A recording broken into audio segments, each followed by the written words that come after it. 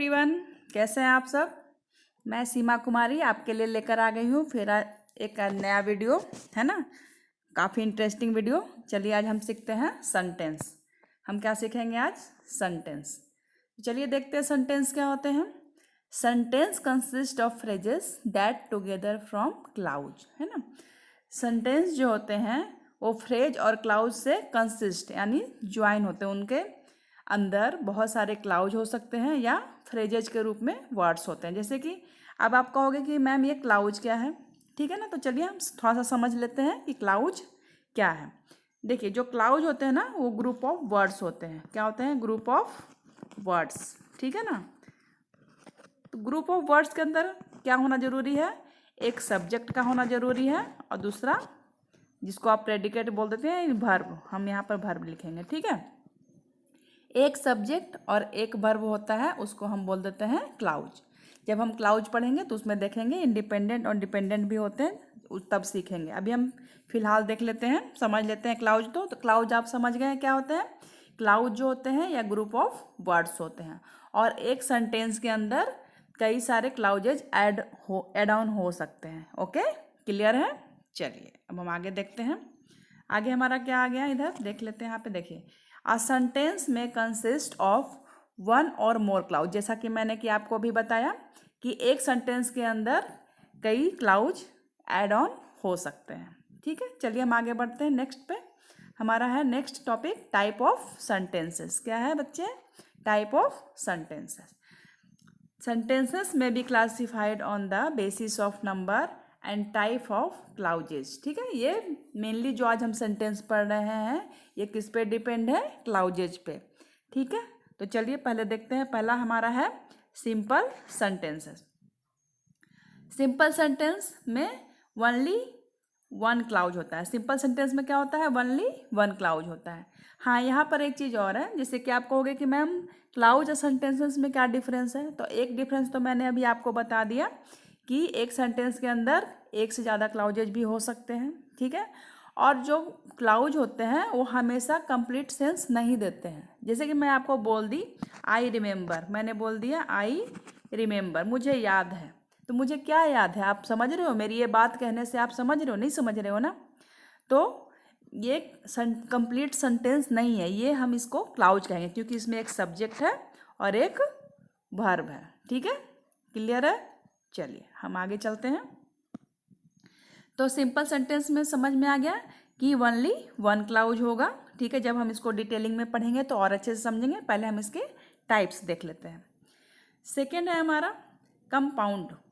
Compound sentence, नाम से ही पता चल रहा है कंपाउंड, कोई चीज़ को ऐड करना, है ना। यानी at least two independent clause join together, है ना। दो इंडिपेंडेंट क्लाउज को जो हम ऐड कर देते हैं, किससे?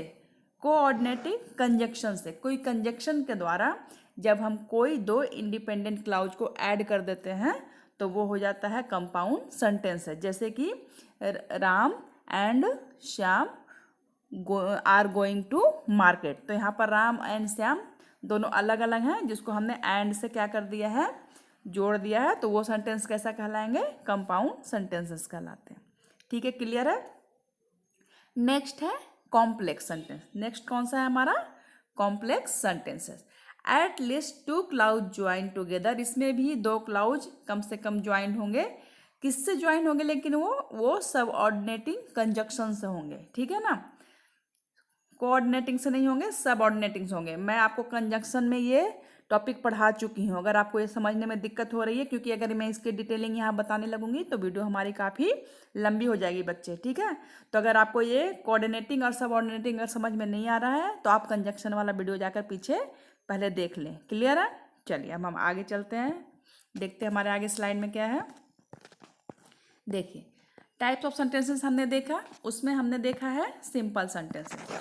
सिंपल सेंटेंसेस में हमने देखा कि a sentence that has only one independent clause.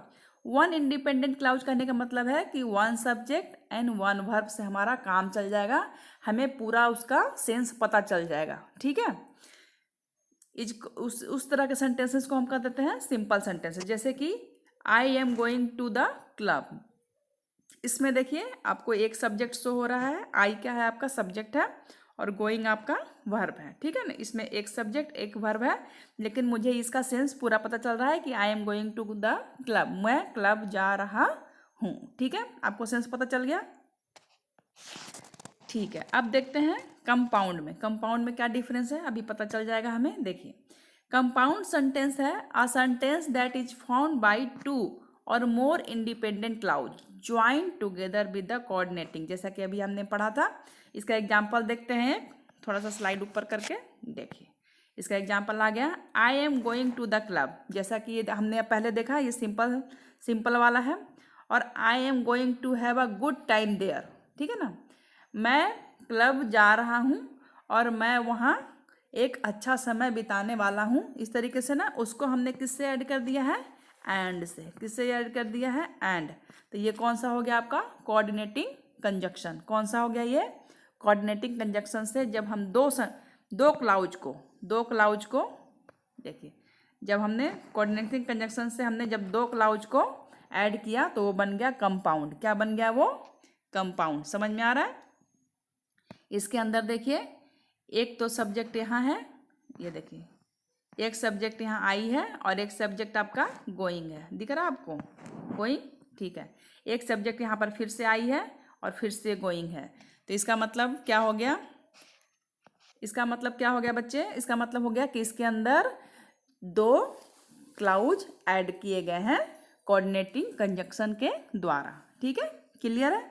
अब आप कंपाउंड सेंटेंसेस भी समझ गए हैं। चलिए अब हम जल्दी से देख लेते हैं कॉम्प्लेक्स को।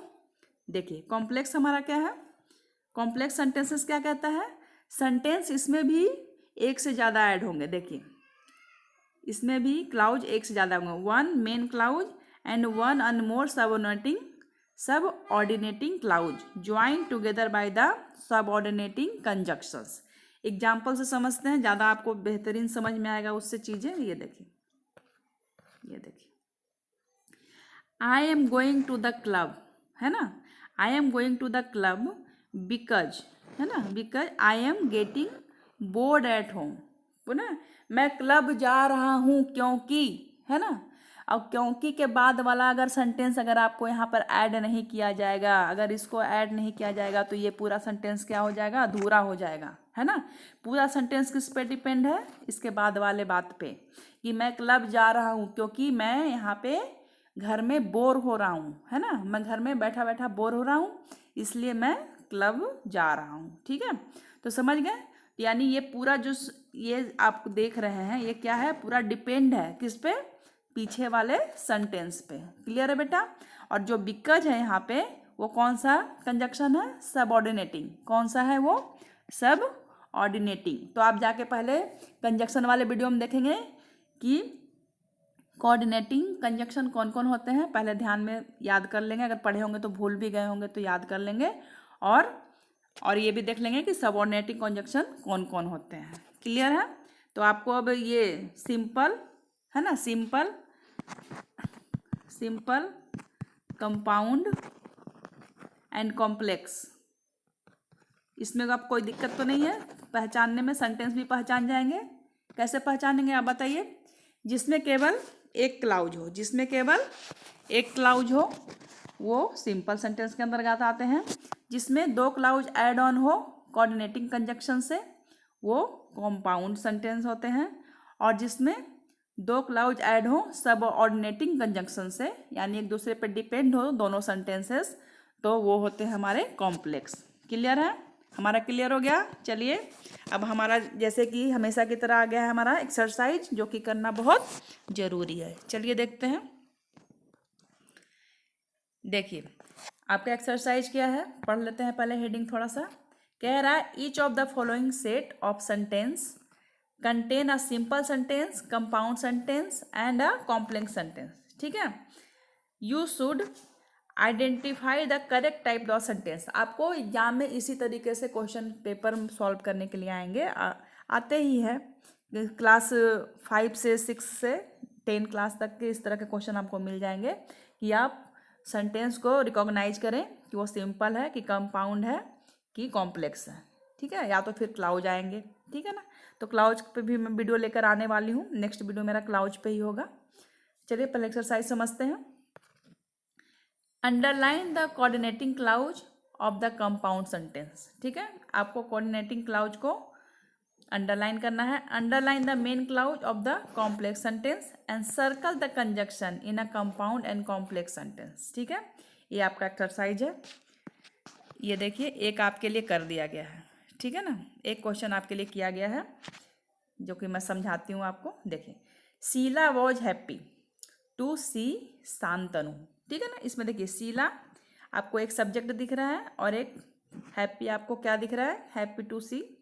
सी यहाँ पर सी आपका वर्ब दिख रहा है। ठीक है ना, तो ये क्या है, सिंपल सेंटेंस है, बिल्कुल सिंपल है। आपको एक कंप्लीट सेंस पता चल रहा है कि शीला खुश हो गई है शांतनु को देखकर। ठीक है ना, इसमें कोई भी और बट परंतु ये सब कुछ भी लगा हुआ नहीं है। तो ये कौन सा है, आपका सिंपल सेंटेंसेस है। लेकिन दूसरे में देखिए, when Sheela saw the Shantanu she become happy. जब शीला ने शांतनु को देखा तो वो खुश हो गई, है ना। अब शीला के खुश होने पे क्या है, शीला को खुश होना कब है, जब वो शांतनु आएगा तभी।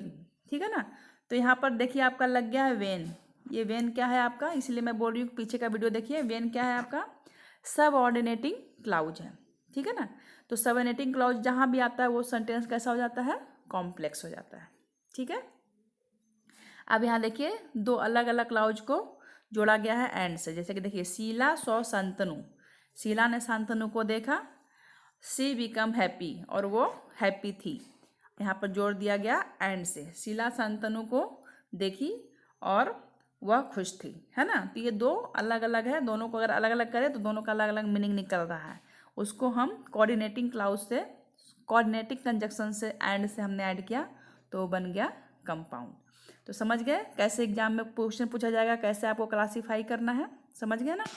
देखिए ये क्वेश्चन अब आपको करने हैं, सॉरी एक सेकेंड, नीचे चला गया। ये देखिए, ये अब आपको करने हैं, ये सारे क्वेश्चन पढ़ने हैं आराम से। स्क्रीनशॉट ले लीजिए या कॉपी पेन वीडियो रोक कर अपना करिए, जैसे भी करना है। आप लोग कमेंट करना भूल जाते हैं, मेरे को कमेंट नहीं करते हैं। मैं काफ़ी दिन से कंफ्यूज हूँ कि मैं बच्चों के लिए क्या लेकर आऊँ। आप थोड़ा बताया तो करें मुझे कि आपको क्या ज़रूरत है, आपको किस तरह के वीडियो देखनी है। प्लीज़ एक प्यारा सा कमेंट ही कर दीजिए, हाई ही कर दिया करिए।